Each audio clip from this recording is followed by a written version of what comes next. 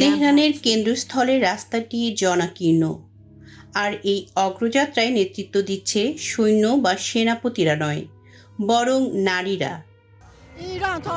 Iran will resist until the very end. মা, মেয়ে, গৃহিণী, ছাত্রীদের সবাই এক পতাকার নিচে সমবেত হয়েছে, যারা সবাই দেশের জন্য সবকিছু উৎসর্গ করতে সম্পূর্ণরূপে প্রস্তুত।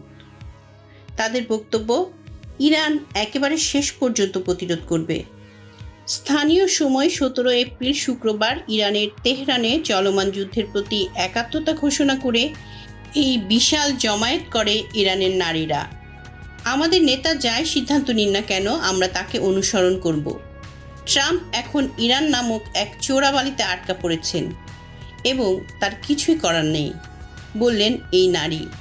আর এই ইরানি নারী বলছেন, ট্রাম্প কাদের সাথে কথা বলছেন তা তাকে দেখাতেই আমরা আজ এখানে এসেছি। আমেরিকা ধ্বংস হোক, ইসরায়েলের ধ্বংস হোক। Who he is dealing with. Death to America. Death to Israel. সাম্প্রতিককালে তেহরান এমন দৃশ্য দেখেনি। মহিলারা হেভি মেশিনগান লাগানো পিকআপ ট্রাকে চড়ে আসছেন। এই অস্ত্রগুলো সাধারণত যুদ্ধক্ষেত্রে দেখা যায়। অনেকের হাতে রাইফেল, সামরিক পোশাকে সজ্জিত এবং চেহারায় দৃঢ় সংকল্পের ছাপ। তারা বলছেন, আমরা এখানে আমাদের নেতার প্রতি ভালোবাসার জন্য এসেছি। America cannot do anything. Iranians will remain united. Iranians have always been winners. সবচেয়ে চমকপ্রদ দৃশ্য হলো কাফনে মোড়া নারীরা। তরুণীরা নিজেকে সাদা কাফনে ঢেকে তাদের বুকের উপর লিখেছে, তোমরা আমার সাথেই লড়ছো।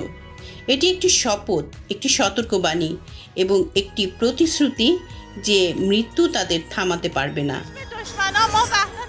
কেউ কেউ মাথায় পতাকা বেঁধে এসেছেন, বলছেন, আমাদের পতাকা সবসময় আমাদের মাথার উপরে থাকে, সেই কারণেই আমি এটি হেডব্যান্ড হিসেবে পরেছি। আমরা আমাদের নতুন নেতার প্রতি আনুগত্যের শপথ নিচ্ছি।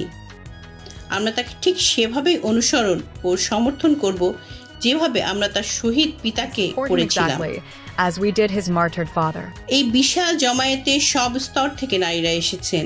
উদ্দেশ্য একটাই, বিশ্ববাসীকে এটা বোঝানো, ইরানের শক্তি শুধু ক্ষেপণাস্ত্র দিয়ে পরিমাপ করা হয় না, বরং এখানকার লক্ষ লক্ষ নারীর মাধ্যমে পরিমাপ করা হয়, যারা তাদের মাতৃভূমি রক্ষার জন্য প্রস্তুত।